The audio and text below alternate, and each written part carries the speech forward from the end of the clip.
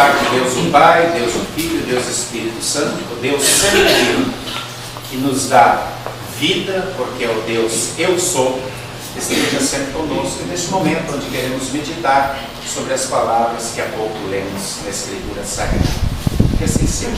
Amém. Pode ser. Queridos irmãos e irmãs, Cristo Jesus, como é que nós reagimos a um convite? Depende do convite, mas as reações sempre são diferentes. Por exemplo, se recebemos um convite para um casamento, puxa, tem que comprar uma roupa, ou tem que comprar um presente, mas que legal, fui convidado, fui lembrado, estarei lá para esse casamento do meu amigo, da minha amiga. Mas se for um convite do enterro, muitos vão pensar, enterro, eu não me dou muito bem com o enterro, não me sinto muito bem no enterro, mesmo que seja de um amigo, e sei lá, né? De repente a gente lembra que um dia também vai ter que ir prestar contas, acho que eu não vou ir. Se for um convite para um jogo de futebol no Maracanã, ou um grande espetáculo, um show de musical, puxa, vou arranjar dinheiro, vou me programar, com certeza estarei lá. Mas e se esse convite for para limpar a rua do meu bairro, está cheio de lixo, afinal de contas o prefeito não pagou os caminhões e tal, aí já vai ter gente que vai pensar, pois é, estou com dor nas costas, essa coisa de trabalho braçal, o sol está muito forte, está chovendo, rapaz, eu acho que eu tenho outro compromisso.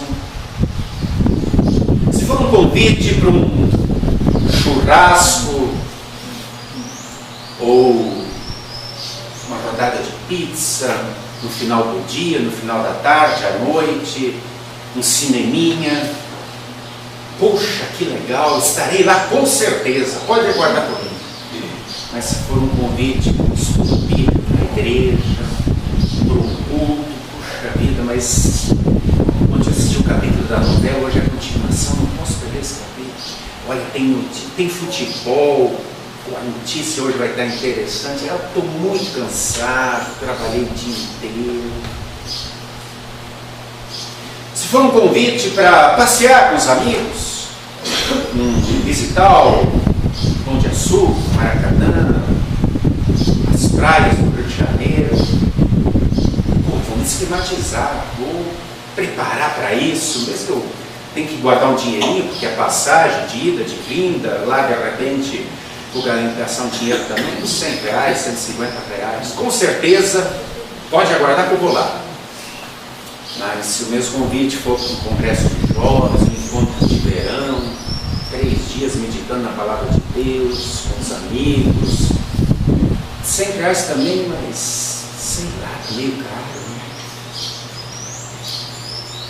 Como é que nós reagimos a um convite? É disso que trata o texto bíblico de Êxodo, que nós acabamos de ler hoje.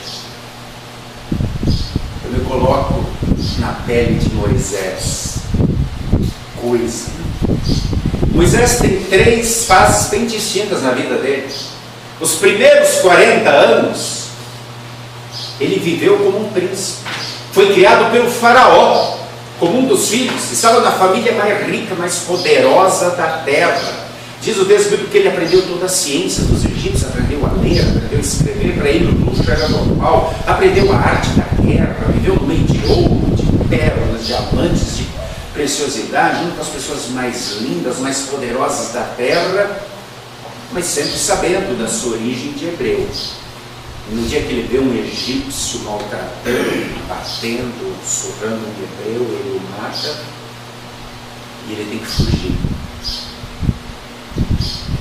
Se passaram 40 anos de vida com pompas e circunstâncias, como majestade. E ele foge andando um trecho bem grande, um pouquinho mais do que daqui a São Paulo, 500, 600 quilômetros, talvez passou um mês viajando, não sabemos como é que ele foi, se ele foi com uma das carruagens que ele dispunha, se ele foi de cavalo, camelo, ou de repente a pé, mas para fugir para um lugar tão distante.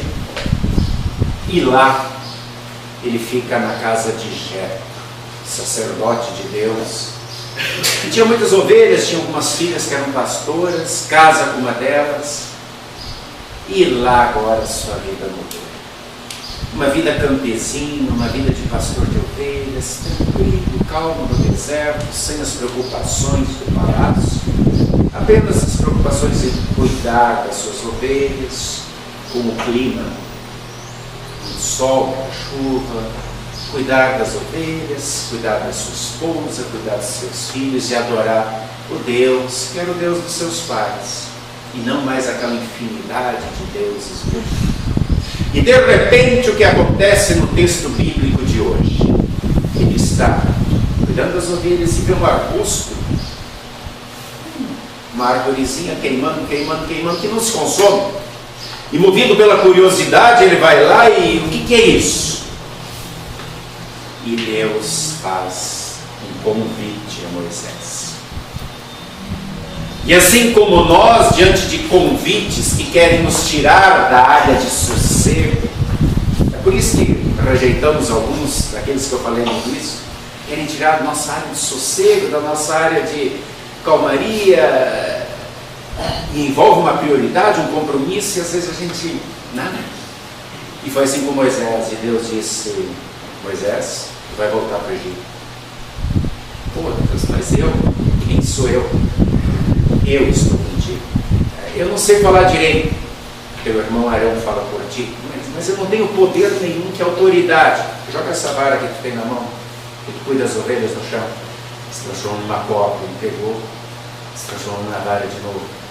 Se coloca tua mão no peito, se transformou em lepra, tirou, ficou botes. Esse é o poder que vai estar contigo, sou eu, estou contigo. Mas o que eu digo? Diz que o Deus eu sou. Um verbo sempre presente. Não um Deus feito de imagens, de estátuas, um Deus criado, mas aquele Deus que não passa, aquele Deus que é eterno, te enviou. E na verdade, Moisés encara: agora eu vou. Poderia ter dado outras desculpas, eu tenho a minha família para cuidar, tem tanto ovelha, eu vou deixar ela só, poderia continuar. Mas ele aceita o convite. Ele estava com 80 anos. Ele poderia simplesmente ter dito: mas Senhor, eu estou com 80 anos, estou só esperando tu me chamar. Deixa eu terminar de cuidar da minha família, com 80 anos. O que a gente espera depois dos 80 anos? Deus tinha um propósito maior para Moisés. E ele, movido pela curiosidade, foi àquele arbusto e aceitou o convite. Muitas pessoas, movidas pela curiosidade, também ouvem a palavra de Jesus e a conhecem. Mas sempre é como aconteceu com Moisés: é Deus quem vem até o homem, e é Deus quem fala e chama pelo nome, porque o chamado individual ele conhece a cada um. Assim também é com Jesus. É Ele quem vem através da palavra do Evangelho, e Ele conhece a todas as pessoas, uma por uma. E Moisés deveria ir para levar uma mensagem de salvação àqueles que estavam sofrendo por causa da escravidão. Deus chama a mim, Deus chama a ti e nos convida.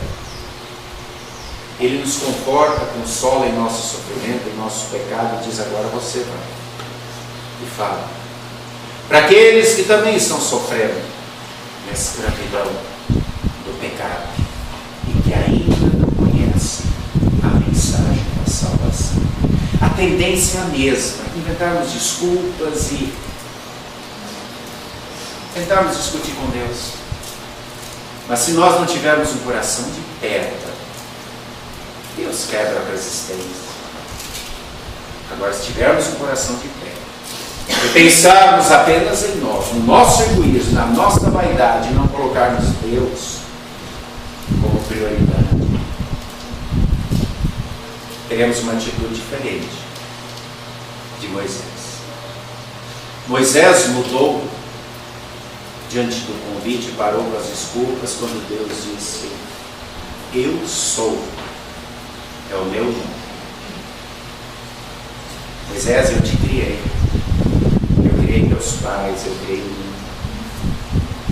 Eu sou Deus que tem esse mundo na mão. Você está falando comigo? Quando Moisés se deu conta disso, e que podia ser um instrumento na mão de Deus para salvar pessoas,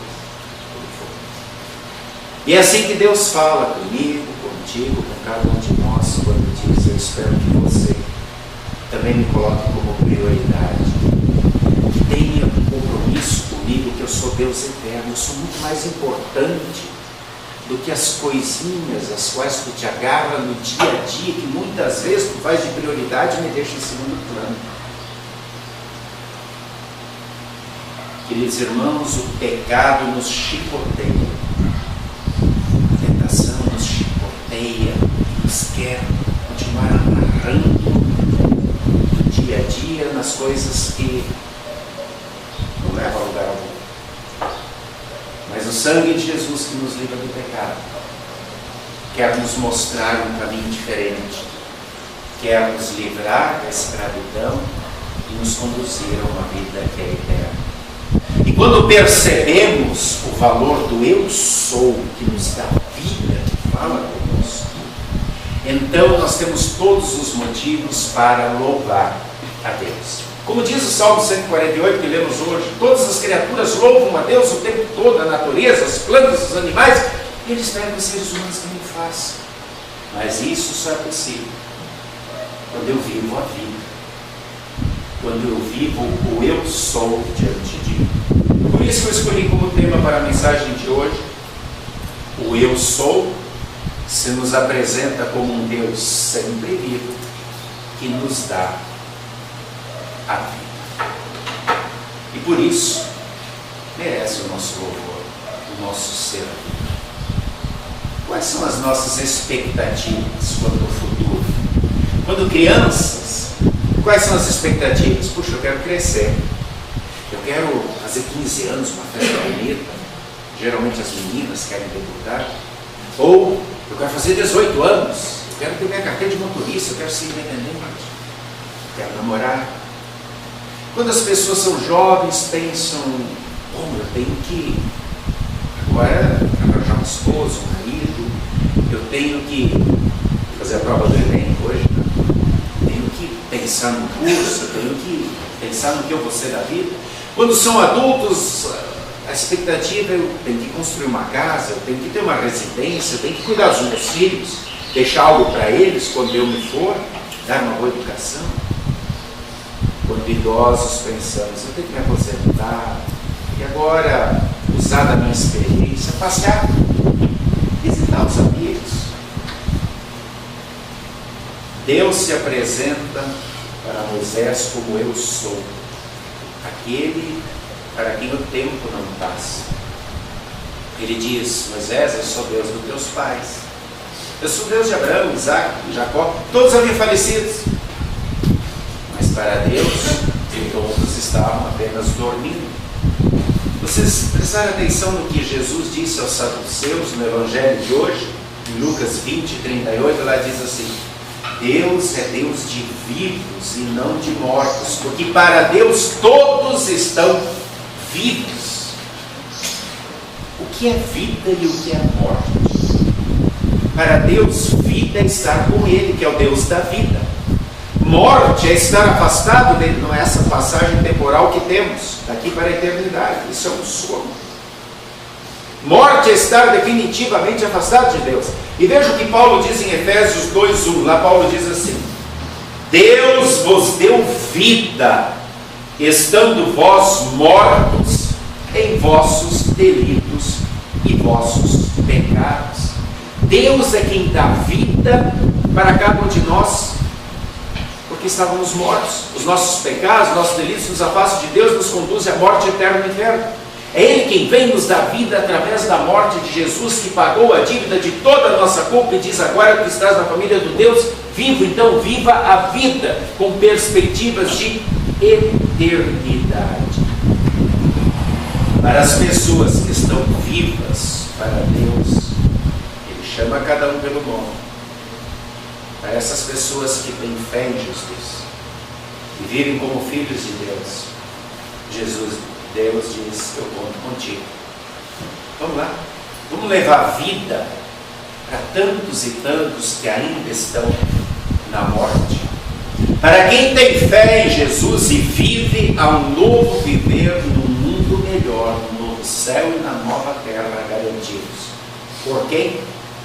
Pelo próprio Deus. Quais são nossas expectativas? Eu acabei de perguntar.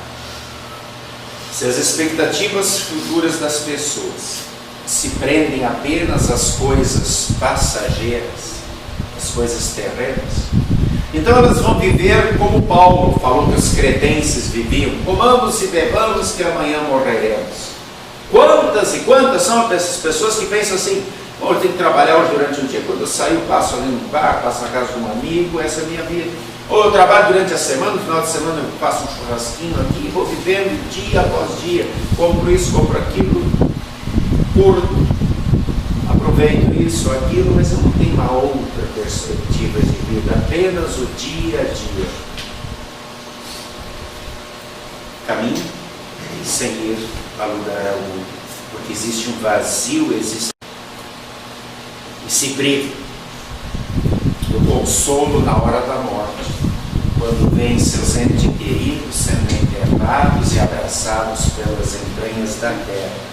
E aí vem o desespero, e aí vem a angústia, e aí vem o medo, porque eles não têm a esperança de um até breve, ou logo nos reencontraremos novamente, com uma só família, com Deus na glória eterna.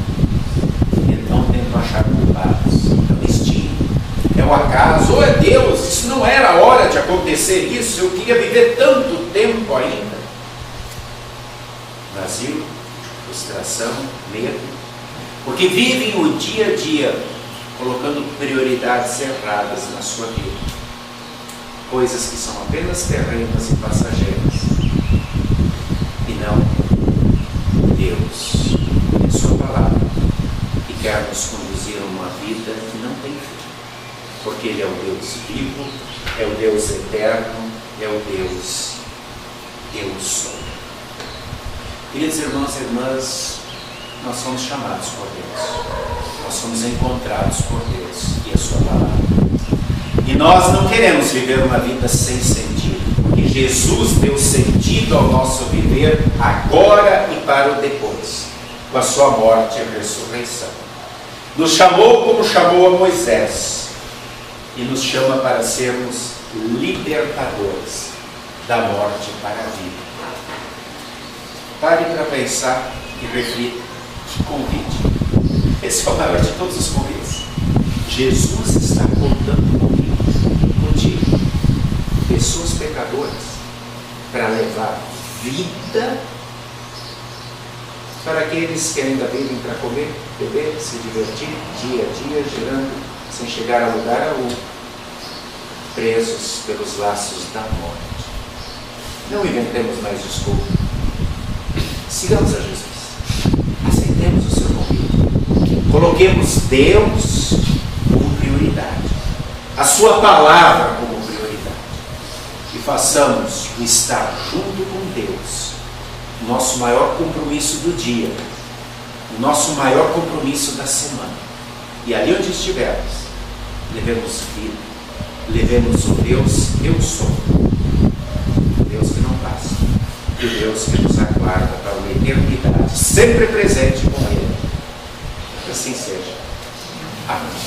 E a paz de Deus, que excede entendimento humano, guarde corações e mentes em Cristo para a vida eterna, aonde estaremos juntos. Amém.